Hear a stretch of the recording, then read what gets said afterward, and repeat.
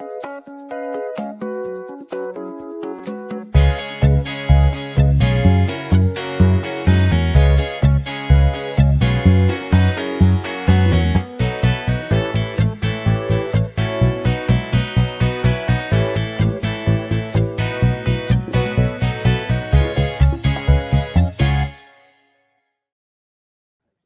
morning, everyone. It is 9 a.m. on this glorious Friday, December 22nd, 2023. And that means it's time once again for our mindful moment. And just as a reminder, this is the final mindful moment for the year. I'm going to take next week off from doing the live mindful moments. And I will be back on January 1st, Monday, January 1st, New Year's Day. So just as a heads up, that's happening. But what is the mindful moment and who am I? If this is your first time watching, you're going, who is this guy, perhaps? Well, I'm Dr. Jonathan Zenz. I am the spiritual leader at Unity of Tucson.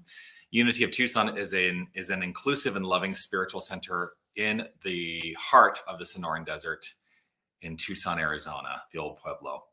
And I do this mindful moment every single weekday on average, because I'm not doing it next week.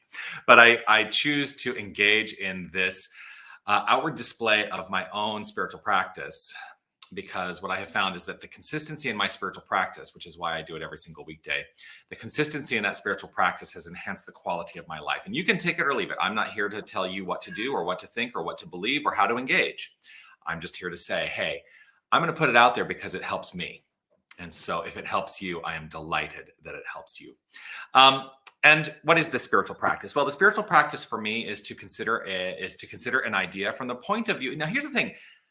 I sometimes say that I'm considering spiritual ideas. Well, all ideas are spiritual. But sometimes what I'm considering is actually an idea that is my relationship to the world of the circumstantial, the world of experience, the world of evidence, the world out there. And I'm understanding it from a spiritual perspective, from a particular point of view. And the point of view that I choose to understand it from is the point of view that I am the creator of my experience, because I am, each and every one of us we are the creators of our experience, because there can be nothing separate from the infinite nature and power that is God. And so we must be part of that. And so we get to utilize the power of the divine circuits to create our lives. So I consider a spiritual idea from that point of view, and then I concretize it, I solidify it through the practice of affirmative prayer. And the practice of affirmative prayer is a primary tool that we teach in New Thought, which is what Unity falls under, the banner of the New Thought. And that power of prayer is how we focus the good and solidify and give direction to our desire. I think I just explained a lot more than I almost ever do, right? Yeah. Whether you're watching live or on the replay, I would love for you to post a comment and let me know that you are here. Let's see who is logging in so far and saying hello. Reverend Jerry Stratameyer, grateful to see you. Good morning, everyone, she says. Good morning to you. If you're in Tucson, you know that we're having a very overcast, very rainy day, and I love it. I love it. So it is a good morning, even though some people in other parts of the world might say it's not a good morning because of the rain. I totally disagree. We look at the rain as a blessing in Arizona. Anna, good morning to you. Grateful to see you here this morning. Yes, I will have a fabulous holiday. Thank you, Jerry. Thank you for that. Sherry, a beautiful start to Christmas weekend to all. Yes, glorious, glorious, glorious. William, rainy days are especially beautiful in Tucson. Indeed, they are. Good morning to all the magnificent peeps. Grateful for that. And Merry Christmas, Reverend Marvis. Grateful to see you as well. And Merry Christmas right back at you. So the idea that I wanted to consider today actually is related to what many of us feel at the holidays. And I just wanted to address it and put it out there. And, you know, it's holiday time. I've got my tree behind me. I'm at home today. I've got my tree behind me. And yeah, we're enjoying gearing up for having some family over on Christmas Day. I am in the midst of preparing the service for Christmas Eve. And it's a truly glorious time of year for me. I love the holidays. I love, like, you get into November and I'm like, yes, it's almost Thanksgiving. And I have the benefit of having a Canadian husband And so we actually have a Thanksgiving celebration in October because Thanksgiving in Canada is in October. So Thanksgiving, right into the Christmas holiday, right into the new year, and it all culminates really well with my birthday, which is just 10 days after Christmas. So I love this time of year, and I love to be in a reflective frame of mind this time of year. And one of the things that I want to reflect on today is this. I used to suffer from the idea that I had to live up to other people's expectations at the holidays. And this was drilled into me by family pressure, by social pressure, by all kinds of things that said, oh, well, if you've got to do Christmas this way, you've got to do the holidays this way, you've got to make sure that you do this. And if you go there, then you've got to make sure that this is the way that you experience it. And it took me a while to realize that, no, I don't. I don't need to experience the holidays in any other way than the way I choose to experience the holidays. We are all at choice. We are all at choice. And the nature of choice is really paramount in our teaching. And so what I always look to is, how will I choose to enjoy the holidays? How will I choose to enjoy the experience? And so it's a constant unfoldment every single year of making decisions about how I'm going to live up to my own expectations, set boundaries so I don't have to be rooted in other people's expectations. And my husband just walked in the door. Sorry. No, it's okay. Including my husband's expectations sometimes. And boundaries with me. And boundaries with him, yes. But he does the same thing. We are very good about setting our expectations and boundaries with each other. And that's a blessing. So that's my encouragement today. That's the spiritual idea that I would like to encourage, is that you really reflect upon what it is you would like to experience, how you would like to experience it, and know that you are in charge of the manner of your experience. Sherry is saying hi, Dane. Hi, Sherry. He says hi right back, Sherry. So funny, because usually I do this in my office where I have no interruptions.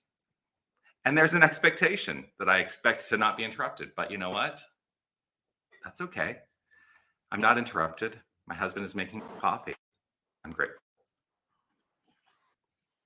So anyway, take a look at that. Take a look at how you will be this year. Are you going to be beholden to other people's expectations, or will you set your boundaries and choose to have joyful, loving, peaceful, and harmonious experiences this holiday season? That's what I call upon for each and every one of us. That's what I'm choosing. How about you? So let's take that, let's solidify that, let's concretize that in the practice of affirmative prayer. And so if it's safe and comfortable for you to close your eyes, I welcome you to do so. I'm going to choose to close my eyes, because in closing my eyes, sorry, as I began to close my eyes, I saw Sherry's comment. She says, husbands and fur friends are all welcome. Yes, they are. All right, let's pray. By closing my eyes, it's an invitation for me to turn my attention to my inner life. The inner life, which is where all outer expression and experience flows forth, from which all outer expression and experience flows forth. I trust and know that my thoughts, my beliefs, and my feelings are creating the construct of my life. And so I set my focus on that. I set my intention on that.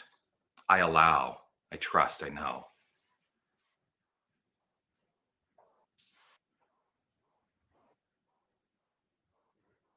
And I begin the expression of this prayer in gratitude and appreciation.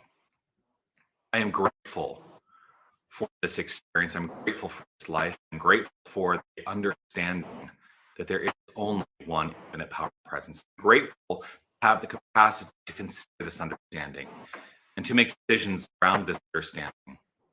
I'm grateful. And I allow appreciation to overflow and upwell from within. Because in appreciation, I know what I appreciate grows. And so I appreciate the love. I appreciate the peace. I appreciate the joy. I appreciate the harmony. I appreciate all those things that I have decided are for me to experience. And I do so from the consciousness of wholeness, knowing that there is only wholeness. There is only God. There is only the one infinite power and presence. There is only the one creative source. There is that and nothing else. And this is who we are. We are this power and presence. We are the outflow of God's inflow of love upon itself. This is our identity, and I choose to deepen in my understanding of this identity, that we are that which is. We are that which is. And so I lay claim to greater expressions of love, light, life, peace, power, beauty, joy, harmony, wholeness, imagination, expansion, understanding, willingness. And I release anything that is unlike that which I require and desire in my life. And so I live from the consciousness of my own expectations. I live in the consciousness of the good. I know what boundaries are mine to establish, and I establish them lovingly with ease and grace. And so I have a harmonious experience. I choose this, I know this, I trust this. And so gratitude, appreciation, overflowing in this moment and in every moment, I simply trust in the outflow of this word. That the word is backed by an immense, infinite, powerful creative energy. And so energy creates based upon my directive and my desire. I know this to be so, I affirm it so, and I let everything else go. I get out of the way and let the divine circles do their perfect work in maintaining and unfolding as the circulation of this magnificent life. I let it be so. I trust it is so. And I affirm it by saying, and so it is. Amen.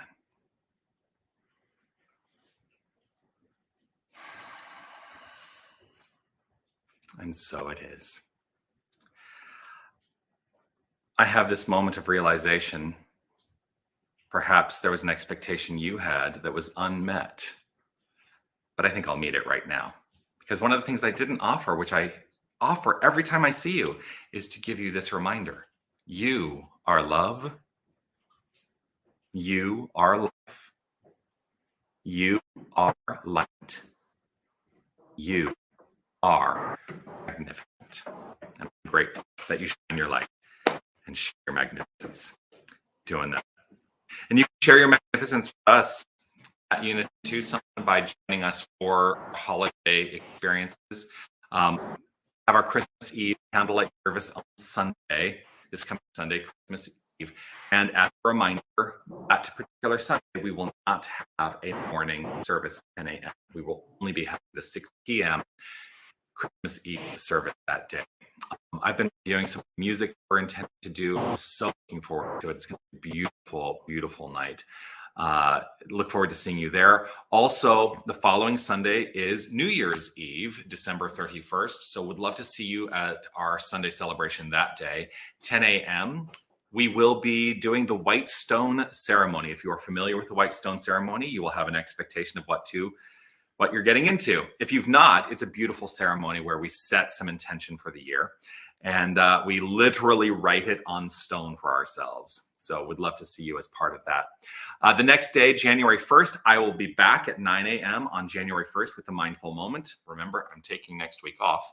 So I'll be back for the Mindful Moment on January 1st at 9 a.m. And we will also have a labyrinth walk at the outdoor labyrinth at Unity of Tucson. That's going to be at 11 a.m. Would love to see you there. Set up a dissolving ball right in the middle of the labyrinth, and you can come set your intentions, release what needs to be released, and have a magnificent, joyful experience in the process. And you get to see me. Would love to see you for all of those things. Of course, services are virtual, so you can watch them online. The Labyrinth is an in-person experience only because I don't know if I would make a Labyrinth virtual, except to maybe walk with the camera. Maybe I'll do that. We'll see. That's it. All right. Peace and blessings to you all. I look forward to seeing you when I return to the mindful moment. I look forward to seeing you on Christmas Eve. A blessed holiday, blessed Christmas, blessed New Year. I am so grateful. I'm so grateful to each and every one of you for this. Thank you for being a part of my life. And I look forward to more and more and more. Be well, everyone.